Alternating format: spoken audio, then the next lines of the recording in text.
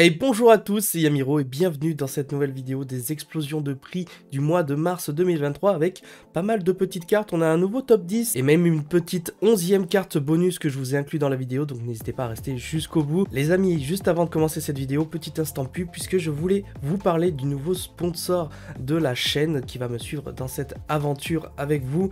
Il s'agit de Holy France, donc si vous ne connaissez pas, il s'agit d'une marque de boissons énergisantes et rafraîchissantes pour gamers avec de bien meilleure composition qu'une boisson énergisante de grande surface. Très peu sucré, vegan, parfumé, à base de plantes et donc beaucoup plus naturel. Holy propose deux styles de produits, donc à savoir des boissons énergisantes avec des parfums et des compositions un peu plus costauds et également des thés glacés, donc avec la marque Ice Tea. Donc vous pouvez retrouver des Ice Tea pêche, Ice Tea pomme, Ice Tea framboise, blackberry et d'autres parfums bien sûr sur leur site, donc n'hésitez pas. D'ailleurs, vous avez le lien de Holy en description de ma vidéo ainsi que tous les codes promotionnels, donc avec mon lien partenaire si vous souhaitez bien entendu découvrir la marque. Sachez les amis que toutes les commissions sur vente que je récupérerai de la marque Holy seront réinjectées sur la chaîne pour vous proposer encore plus d'openings, de concours et bien sûr améliorer la qualité des vidéos. Voilà les amis, le petit instant pub est passé, j'espère que ça vous fait plaisir également que la chaîne grandisse et qu'on améliore petit à petit tout ça. Bref, vous n'êtes pas là pour ça puisqu'on est là pour parler des explosions de prix, c'est parti avec le top 10. Première carte du jour, c'est le Fêtard Spring Gang, donc qui a explosé en prix en ce début de mois de mars 2023. Pourquoi? Parce que attention, le Fêtard Spring Gang est une carte qui a été éditée une seule fois dans l'IOV en super rare et qui était une carte un peu mise à l'écart, qui coûtait que 10 centimes. Et bien, sachez que dans le deck Traptrix sorti récemment en structure deck, il est possible d'intégrer cette carte avec la carte du top 9 que je vous montrerai juste après. Et donc, c'est juste une X6 qu'on va pouvoir faire. Si cette carte est invoquée spécialement depuis votre extra deck, vous pouvez envoyer un monstre Spring Gang depuis votre deck au cimetière. Donc ça, on va pas le faire. Durant la main phase ou battle phase de votre adversaire en effet rapide, vous pouvez bannir cette carte. Bref, les effets ne vont pas nous intéresser, vous allez comprendre avec le top 9.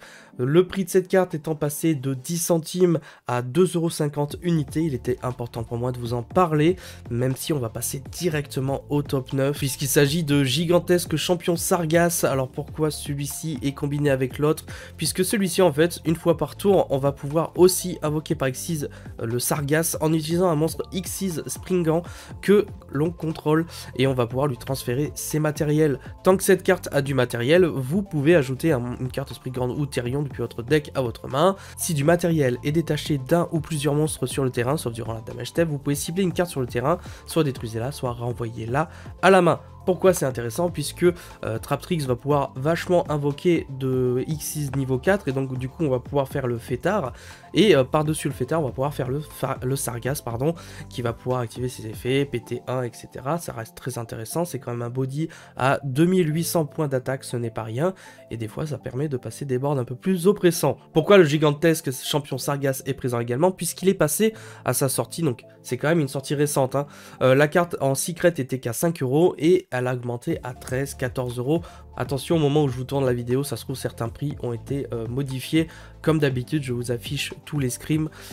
Donc ces deux cartes sont liées et ont augmenté en prix dû à Traptrix. La troisième carte de ce top 10 est en prévision d'un support. Je veux parler de la prison de l'abomination. Vous n'êtes pas sans savoir que dans la nouvelle série classique qui sort en mai, Duelist Nexus, un truc comme ça, on aura du support pour les abominations et donc le deck va être peut-être rejoué, sûrement boosté. Et donc des cartes comme ça de tutorisation de cartes désenchaînées eh bien, vont exploser en prix. C'est le cas ici avec cette prison de l'abomination qui permet de tuto tout simplement un monstre désenchaîné. Et on peut directement voir l'ascension de son prix puisqu'elle est passée de 2,50 € à 8-9 € la carte. N'hésitez pas à checker toutes les cartes abominations de l'archétype qui sont importantes et très peu éditées. Vous verrez qu'elles ont augmenté en prix. La quatrième carte, une de mes cartes préférées, il s'agit du soldat dragon sombre aux yeux rouges, bien sûr, plus connu sous le nom de Dragoon en anglais. Pourquoi elle est présente? Puisqu'elle a littéralement explosé en prix dû à sa nouvelle place dans le deck Branded actuellement, puisque on a vachement de decks qui peuvent utiliser Dragoon, mais pas aussi bien que Branded, puisque Branded va pouvoir utiliser juste un magicien sombre comme brique pour pouvoir invoquer Dragoon, puisque on va pouvoir utiliser un monstre à effet dragon pour invoquer ce redoutable magicien qui est toujours aussi oppressant. Donc bien entendu, il faut savoir que Dragoon a été réédité dans les teens de cette année, mais il faut savoir que son prix est passé de 13-14 € à quand même 24-25 et encore en train de monter. Donc vraiment, on peut presque parler d'une double explosion de prix. Donc attention à surveiller. Si vous avez récupéré des Dragoons, eh bien voilà, son prix, sachez qu'il a bien augmenté. Si vous n'en avez pas, procurez-le vous assez rapidement, puisque vous n'êtes pas sans savoir qu'il y a aussi un CDF qui est annoncé en juin, et donc les prix de pas mal de cartes vont être vraiment grandissantes dans les prochains mois. Ça va être très compliqué de se procurer les meilleures cartes. Donc bien sûr, le Dragoon, je ne vais pas expliquer son effet, il est juste incroyable. S'il y en a qui ne connaissent pas, je vous laisserai mettre sur pause, bien entendu. En 5e position, nous retrouverons la Trappe Espace-Temps, encore une carte abusée un petit peu par Traptrix, et du coup qui fait son retour, parce que ce n'était pas une carte jouée récemment, c'est une vieille carte, entre parenthèses, je dis vieille, voilà. Une carte piège qui dit que lorsque votre adversaire invoque spécialement un ou plusieurs monstres depuis la main ou extra deck, on va pouvoir mélanger ces monstres dans le deck, puis on va perdre 1000 points pour chaque monstre renvoyé. Donc après ça peut être intéressant. Encore une fois, je trouve qu'il y a bien meilleur quand même comme piège, mais ça reste une trappe en fait qui est tutorisable et même je crois posable par des effets de Traptrix. C'est ce qui la rend vraiment intéressante. Bon, j'en profite pour boire un petit peu ma boisson au lit maintenant que j'ai placé la pub, les gars. Bref, sinon le plus choquant de cette Trappe Espace-Temps et pourquoi elle est dans ce top 10, puisque cette vieille carte était qu'à 80-90 centimes et elle se retrouve à faire du x10 avec une cote à 8-9 € en fonction bien sûr des raretés que vous allez retrouver sur Card Market. Le top 6, c'est le moment instant trop mignon puisqu'il s'agit de Polari Ursarctic, donc le petit retour du petit monstre synchro négatif. Les Ursarctic ont fait vraiment un flop, hein, mine de rien, quand l'archétype est sorti. Beaucoup de personnes pensaient que les synchro négatives allaient avoir un impact sur le jeu. Pour l'instant, pas grand chose. Pourquoi elle a explosé en prix celle-ci? Puisqu'il y a une annonce de support Ursarctic et que c'était une des synchros les plus intéressantes de l'archétype et une des plus compliquées également à avoir dans les boosters. N'ayant eu qu'une seule édition, bien entendu, cette carte est passée bien, de 1 à 2 € à 8-9 € avec l'annonce bien entendu du support Ursarctic. Je vais peut-être pas vous lire l'effet parce que je suis pas un grand fan des Ursarctic et je ne saurais vous expliquer en fait le pourquoi du comment. Moi j'explique surtout le fait qu'elle était en ultra dans une série compliquée et tout simplement une des cartes les plus intéressantes du deck. On enchaîne en top 7 avec le canon turbo ANPR en super rare, seule édition de cette carte qui est très vieille, hein, ça date de l'ère 5DS, donc c'est juste incroyable. C'est une machine synchro qui dit qu'il faut roquette turbo et un monstre non syntonisé au plus. Une fois par tour, vous pouvez détruire un monstre face recto sur le terrain et infliger des dommages à son contrôleur égaux à la moitié de son attaque.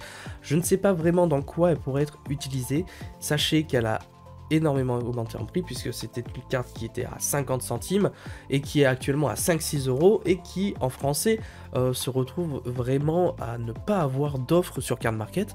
Jetez un coup d'œil, vous verrez que la carte actuellement, eh bien il n'y en a pas beaucoup. Alors ma théorie serait qu'il y a un support également synchronique qui devrait arriver prochainement et donc le canon turbo a potentiellement une place quelque part, on sait jamais, peut-être pour infliger des dommages en time, etc.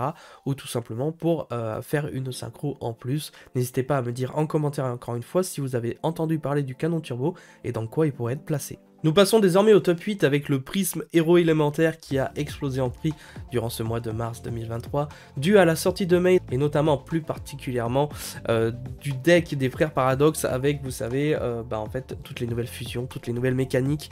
Et bien prisme héros élémentaire va être joué dans ce deck là pour envoyer une fusion gardien de la porte tout simplement au cimetière et pouvoir envoyer les matos, enfin pas la fusion au cimetière pardon, vous l'aurez compris, mais plutôt les matos au cimetière et abuser de cette mécanique pour faire des trucs.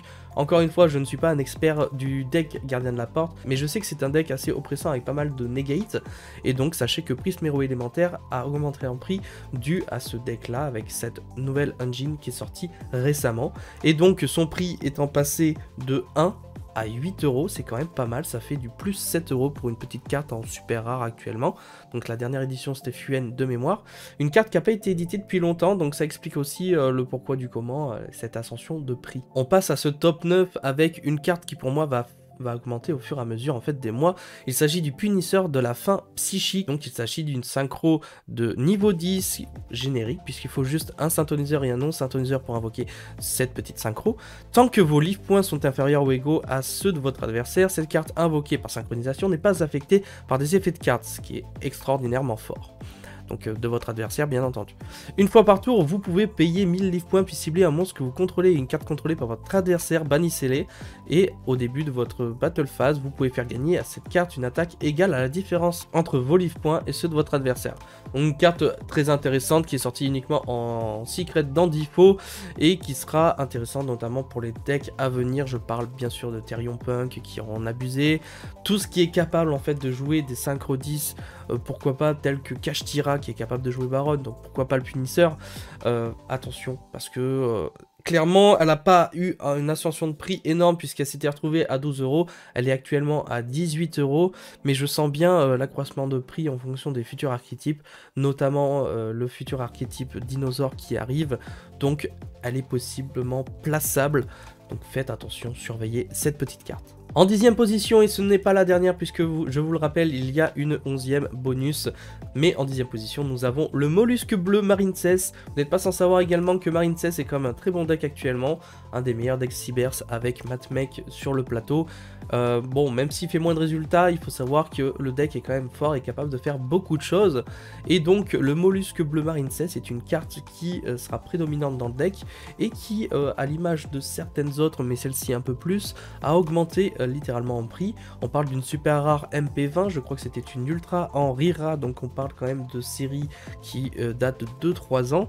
Et donc, bon, tout simplement, si cette carte est invoquée par lien, vous pouvez cibler un monstre Marincess dans votre cimetière, ajoutez-le à votre main. Et aussi, vous ne pouvez pas invoquer spécialement monstre au exclu le reste de ce tour.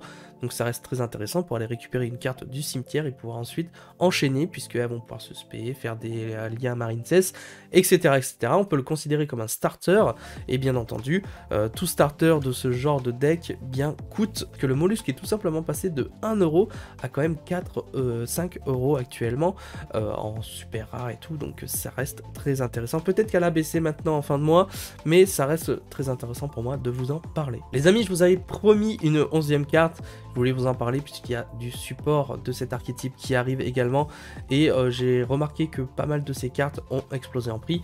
Je vous parle d'une, vérifiez les autres. En gros, je vous parle de Héritage du Calice, qui est une carte de tutorisation, encore une fois, de Chevalier Noble. Donc, ajoutez un monstre Chevalier Noble ou Arme Noble depuis votre deck ou cimetière à votre main, si votre monstre Chevalier Noble est équipé, blablabla. Une carte de tutorisation qui est sortie en secret, en ultra de mémoire, et qui est très intéressante pour les Chevaliers Nobles. Support Chevalier Noble annoncé, ça tombe bien. Du coup, beaucoup de cartes, un petit peu de tutorisation, de starter et de cartes importantes, très peu éditées de cet archétype vont monter en prix. Pour vous donner une idée, l'héritage du Calice, c'était 1 euro en secret. Actuellement, elle est à 9 euros la secret. Pareil, vérifiez dans vos classeurs puisque cette carte était vraiment très peu intéressante à l'époque. Donc, il se peut que vous en ayez 2 ou 3 qui traînent. Et mine de rien, à 9 euros la carte, ça fait beaucoup. Et voilà les amis pour ce top 10/top 11. Pour vous faire plaisir, j'espère encore une fois que cette vidéo vous aura aidé, que vous avez pu mettre la main sur certaines de ces cartes aussi bien pour les vendre que pour les acheter si elles vous intéressent avant qu'elles ne montent encore plus. Encore une fois, n'hésitez pas à me donner votre ressenti sur ce type de vidéo, mais en règle générale, vous êtes très nombreux à apprécier ce contenu. Encore une fois, merci à ceux qui participeront au projet de la chaîne, qui soutiendront le sponsor et donc moi par définition. Encore une fois, vous avez tous les liens, tout en description, n'hésitez pas à me soutenir, à liker et à vous abonner, j'en ai pas parlé mais ça me semble logique. En tout cas, je vous remercie d'être resté jusqu'au bout de cette vidéo. D'autres projets arrivent sur la chaîne, notamment peut-être un retour des live Twitch pour préparer le CDF au mieux avec du remote duel, etc. Je vais en parler à des personnes concernées, donc je vous donne rendez-vous, bien sûr, surveillez tout ça. On se dit à bientôt pour une prochaine vidéo, c'était Yamiro. Ciao les potes.